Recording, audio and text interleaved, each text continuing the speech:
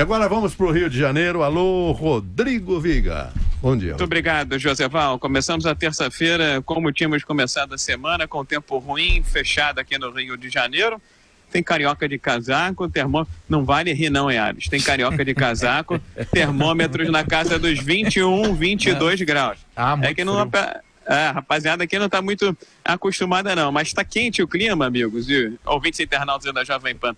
Lá em Manguinhos, uma comunidade que fica na zona norte do Rio de Janeiro, uma grande operação, mais uma sendo deflagrada pela polícia do Rio de Janeiro. Na terça-feira começa com tempo ruim, mas com notícia boa para os servidores do estado do Rio de Janeiro. Todos sabem, o estado do Rio de Janeiro está quebrado, entrou naquele programa de recuperação fiscal e o governo do estado do Rio de Janeiro está pagando nesta terça-feira salário de agosto para algumas categorias, para pessoas que ganham até R$6.000, ou seja, o mês de setembro só começou a ser pago hoje, nessa terça-feira, para o chamado grupo de privilegiados, aqueles que trabalham ou na Secretaria da Fazenda ou na Secretaria de Planejamento. 13º de 2016, é aquela velha história, acredita em Deus, então Deus lhe pague. Ninguém sabe quando isso vai acontecer. E para fechar, companheiros internautas, ouvintes da Jovem Pan, para aumentar ainda mais o temor da Prefeitura e do Governo do Estado, que enfrentam aí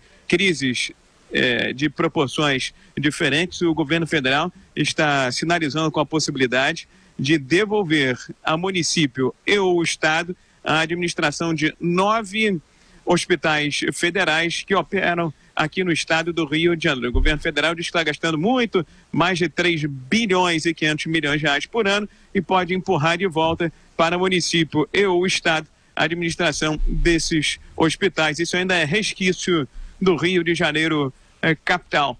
Bons tempos, hein, professor Vila?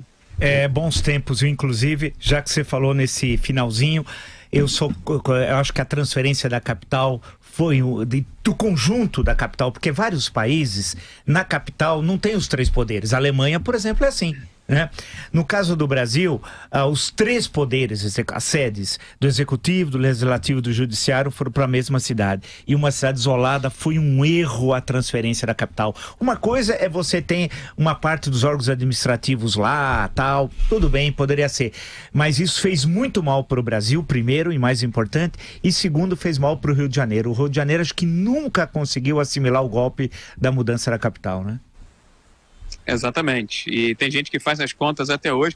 O próprio Pezão, conversando aqui conosco no Jornal da Manhã da Jovem Pan, sim, diz que a conta que ele está pagando hoje ainda é referente ao passado, a essa mudança. Aí tem também fusão do estado da Guanabara.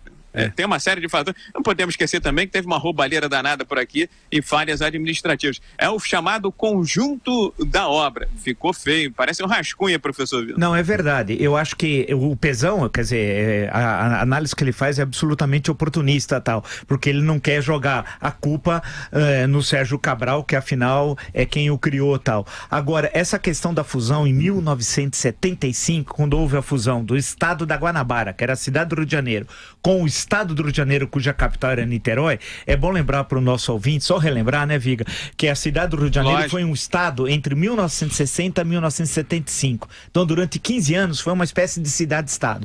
E aí, quando houve a fusão, o governador era o Faria Lima, foi no governo Geisel, isso foi muito ruim também. Eu acho que a mudança da capital em 60 e a fusão em 75 foram terríveis em termos administrativos. Claro que aí, depois da chegada do furacão Sérgio Cabral, aí foi devastador, né? Rodrigo Viga, exatamente. Bom dia para você, meu mestre. Bom trabalho. Obrigado, meu comandante eterno, general 5 estrelas, quase um ministro de Estado, Joseval Peixoto. Pena que a minha mãe não é viva para ouvir isso. Obrigado.